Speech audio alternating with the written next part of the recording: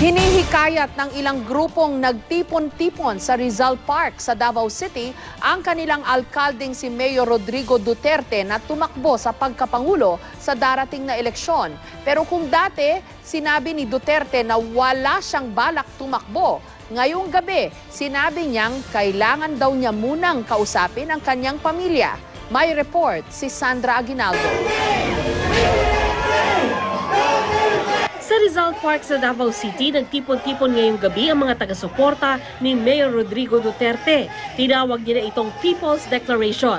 Boses daw ng taong bayan ang humikayat na tumakbo si Duterte sa pagkapresidente sa eleksyon sa 2016. Hindi lang daw mga taga-Mindanao ang lumahok sa caravan, kundi meron ding galing pa sa Luzon at Visayas. May problema ako. Ang anak ko, galit na sa akin si Inday. Yung nanay niya, sinabi talaga, wag. Yung isang nandito si Hanelet, sabi, ayaw talaga. Sigos, viral, mainit yung ulo. Kaya, kunting panahon lang, kausapin ko sila.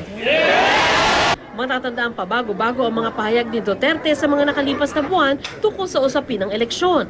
Sa programa ng alkalde sa isang local news channel noong June 21, sinabi niyang pinag-aaralan niya ang posibilidad ng pagtakbo. Sinabi rin niyang ititigil na niya ang pagpapahayag na wala siyang balak tumakbo. Pero makalipas lang ang 3 araw, sa Asia CEO Forum sa Makati, biglang kabig na naman ang alkalde. Sabihin ko sa iyo, wala talaga. I am sorry, but talagang wala sa, wala na sa, sabi ko nga, hindi ko na panahon. Hindi ko kailangan yan. Magtulong ako. I never aspired for any national position. Dagdag pa noon ni Duterte, kapag pumayag daw ang kanyang anak na si Sara na tumakbo ulit na mayor ng Davao sa 2016, magre-retiro na siya sa politika. Kahapon, ikinuwento ni Duterte na may mga taga-suporta raw na pumunta sa kanya para hikayatin siya tumakbong presidente. Wala akong ambisyon kasi. Ang problema, wala akong ambisyon na maging presidente. I do not even have to please people. Sa Presidential Preference Survey ng Pulse Asia na lumabas noong June, pumangatlo si Duterte, habang pumang-apat naman siya sa survey ng Social Weather Stations o SWS.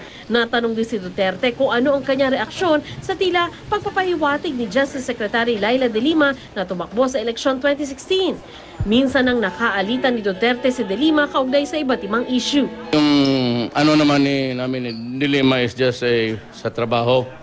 But there's really nothing personal there. I do not hate her.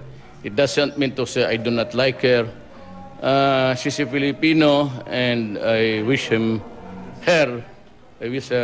all the best. Nang tanungin kung sino ang kanyang susuportahan sa eleksyon 2016, I really doubt if I can do that. But kung hindi naman ako kasali dyan sa politika, I'd like to just make a distant observer. Hindi na lang ako magsuporta para kaibigan ko sila lahat pagkatapos.